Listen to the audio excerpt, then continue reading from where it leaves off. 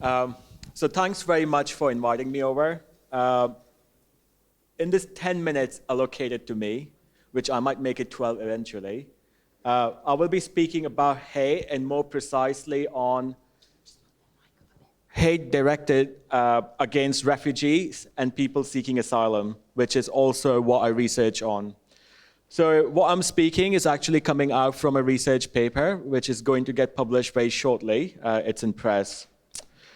And before I go any further, I just want to highlight a bits and bobs about how I went about collecting data for my research, because I think that's really important that you understand how did the data come about. So I was embedded as a voluntary support worker within 3 refugee charity organizations in England. And during this time, I gained access to people seeking asylum. I also had access to 110 case files, which were analyzed, and about roughly 18 months of data collection, 22 interviews, repeat interviews with people seeking asylum, and specialist practitioners. So it was quite a detailed study, which went about for 18 months. So now I will highlight 3 points that I think it's important to speak about at this forum. So the first is the making of hate. So as we all know, tabloid and right-wing press campaigns against asylum seekers have generated hostility and discontent, and this is often severe in some areas than others. I will explain this further. When people apply for asylum, they get dispersed to different locations, and it is the official policy. It's called a dispersal policy. So the policy was designed in late 1990s so as to house asylum seekers in areas with presence of communities which speak their language. However, as housing got privatized, asylum seekers were increasingly moved to places with cheap properties. And these places were economically deprived with very high unemployment rates. So dispersal in part created a narrative, okay, because media was constantly producing article after article after article about asylum seekers. So dispersal in part created a narrative that poverty and lack of resources in those economically deprived areas are to be blamed on asylum seekers. Like, these bogus people are coming here to steal what belongs to us. You know, that sort of narrative, right? Also, a large number of dispersal areas and estates are predominantly white and have very little previous history of accommodating people from other ethnic groups. And problem of racial harassment and abuse is more extreme in such locations. One of the examples would be Glasgow, Newcastle, and the list goes on. The government has not conducted any audit of this policy, of the dispersal policy. There is no risk assessment conducted before people are dispersed into these areas. And there is no community initiatives to bring refugees and asylum seekers together along with citizens. So there is no two-way interaction either. So that's one making of the hate. So I'm blaming the state here, and I'm saying it's the state policies and practices and the way they're doing things and media combined is actually producing hate. The second is vulnerability and difference that exacerbates hate. And I'll explain you what I mean. So within psychology and psychological literature, it's highlighted that asylum seekers and refugees face high rates of mental distress when compared to the overall population in the host country in Britain and British population. So they face higher rates of mental distress.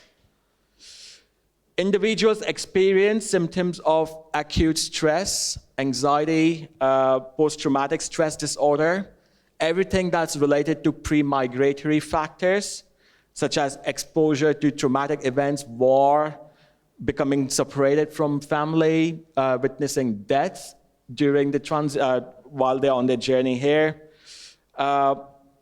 In addition to this pre-migration trauma, the harsh and exclusionary policies in host country, one example would be the hostile environment and the way hostile environment was embedded within communities, right? It was excessively harsh, and that causes what is called as post-migratory stress. Asylum seekers, when they make asylum claim, they end up being in the waiting for very lengthy periods of time, et cetera, and that creates new psychological conditions.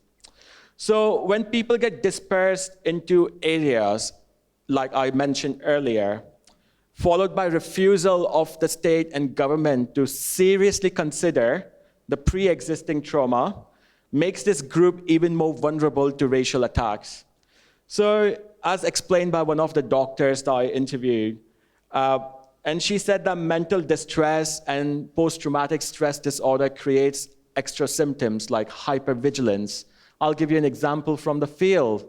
So asylum seekers that I knew, they would not enter into a GP surgery because there was a security guard outside. Sometimes they would get panic attack just by alarms going off, okay? So that's a state of hypervigilance, right?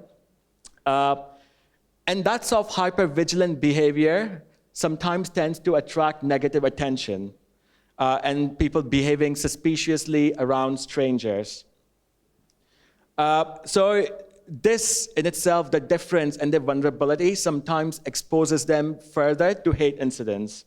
So I'll give you this quote from one participant which explains it better.